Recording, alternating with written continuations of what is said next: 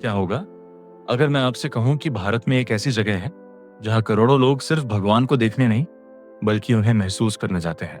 एक ऐसा मंदिर जहां हर दिन लाखों कदम पहाड़ चढ़ते हैं, जहां लोग घंटों नहीं कई बार पूरी रात लाइन में खड़े रहते हैं, जहां लोग अपने बाल, अपना धन, अपनी सबसे प्रिय चीजें तक अर्पित कर देते हैं। लेकिन सवाल है क्यों? क्या यह सिर्फ आस्था है या तिरुपति की उन 7 पहाड़ियों में सचमुच कोई ऐसा रहस्य छिपा है जिसने सदियों से इंसानों को अपनी ओर खींच रखा है? और ये भी सोचिए, एक मंदिर जो दुनिया के सबसे धनी धार्मिक स्थलों में गिना जाता है, एक मंदिर जहां हर साल हजारों करोड़ रुपए का दान आता है, एक मंदिर जहां भक्त सोना, हीरे और अनमोल गहने चढ़ाते हैं। पर यह दौलत कहां जाती है? और आखिर क्यों हर धर्म, हर जाति, हर वर्ग का इंसान इस एक मंदिर की ओर खिंचा चला आता है? रुकिए, अभी तो सिर्फ शुरुआत है, क्योंकि आज की इस डॉक्यूमेंट्री में हम सिर्फ इतिहास नहीं जानेंगे, हम जानेंगे वो पौराणिक कथाएं जो इस मंदिर की नींव में है, वो रहस्य जिन पर सदियों से बहस होती रही है, और वो सवाल जिनके जवाब आज भी पूरी तरह नहीं मिले। आज की इस डॉक्यूमेंट्री में हम जानेंगे तिरुपति बालाजी मंदिर का असली इतिहास, उससे जुड़ी पौराणिक कथाएं और वो रहस्य जिन पर आज भी बहस होती है। जय गोविंदा। तिरुपति 7 पहाड़ियों का रहस्य। आंध्र प्रदेश के चित्तूर जिले में स्थित तिरुपति बालाजी मंदिर समुद्र तल से लगभग 853 मीटर की ऊंचाई पर 7 पहाड़ियों पर बना है। इन 7 पहाड़ियों को सामूहिक रूप से शेषाचलम या वेंकटाचलम कहा जाता है।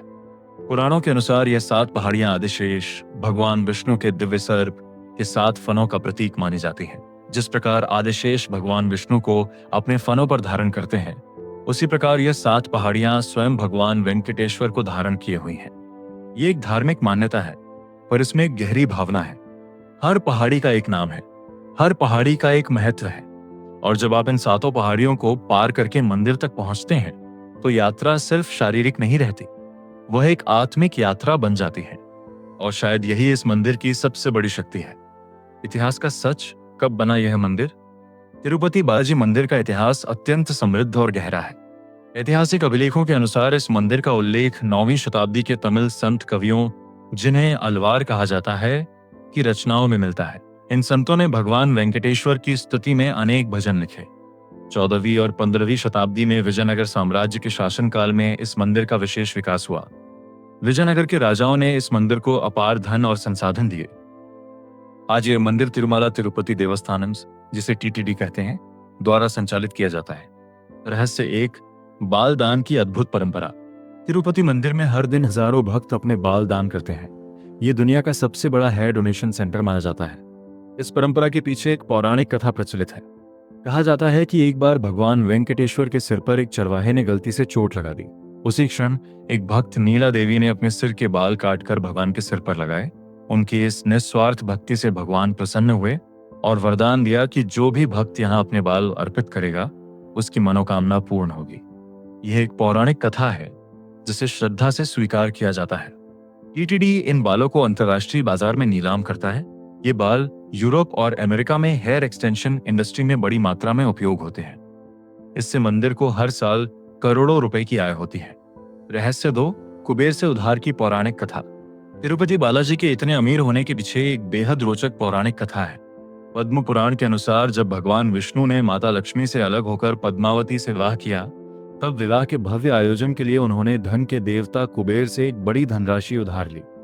ये वचन दिया कि कलयुग के अंत तक ये ऋण पूरी तरह चुका दिया जाएगा। इसीलिए ऐसी मान्यता है कि जो भी भक्त तिरुपति में दान करता है, वह भगवान के ऋण चुकाने में सहभागी बनता है और भगवान उस भक्त की हर मनोकामना पूर्ण करते हैं।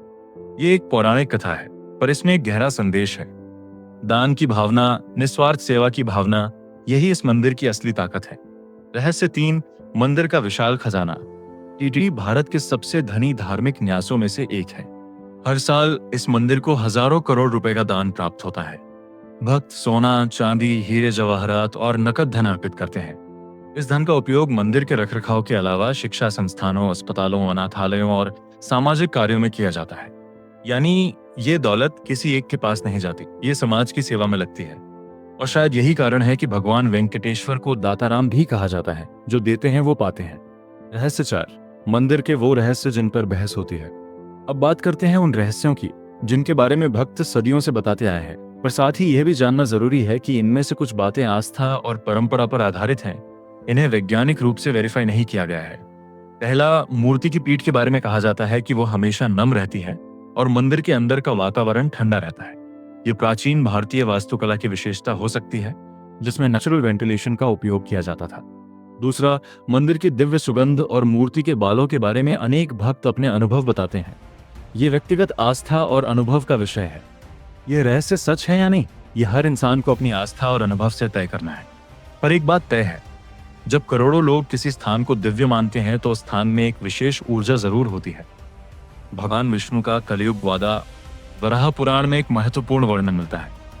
भगवान विष्णु ने कहा कि कलयुग में वे वेंकटाचलम पर्वत पर निवास करेंगे और अपने भक्तों की रक्षा करेंगे। और शायद इसीलिए हर दिन औसतन 50,000 से 1 लाख भक्त यहाँ आते हैं।